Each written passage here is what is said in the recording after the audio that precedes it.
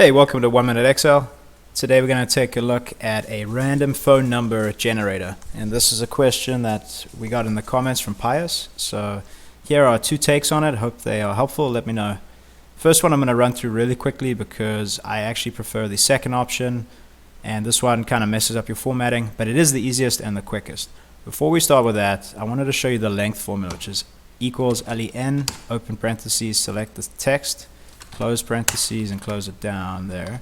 It'll count the amount of characters in the text, and it'll actually count numbers too. So right now, for both sections, it's counting 0 because we don't have anything in there. But that's a great formula just to test that what we're doing makes sense. Then what we're going to do is, I have the 3 leading digits that Pi has provided me. Basically, every time he wants one of these 3 to be the leading.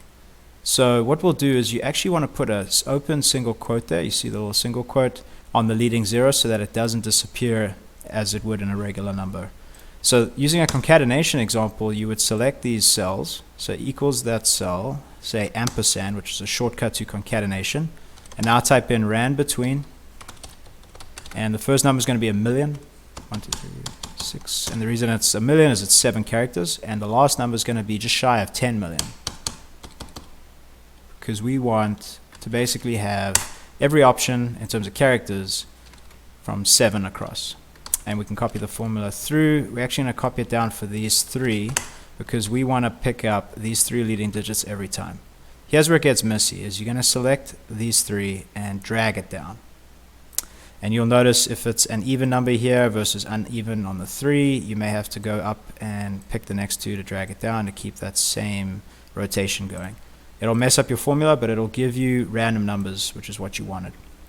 The second option that I prefer, and I highly recommend, is start with an index. So say equals index, open parentheses, select your array here, which is just the same 3 digits. Hit F4 once, that'll lock the range. And now we're going to use a rand between, because we're going to randomize the first bit. So it's going to be between, in this range, 1, which is going to be the first digit every time, and what are we going to use here? We're going to use a count A, which will count everything in this box. So it's going to count 1 through 3. Hit F4 again to lock that.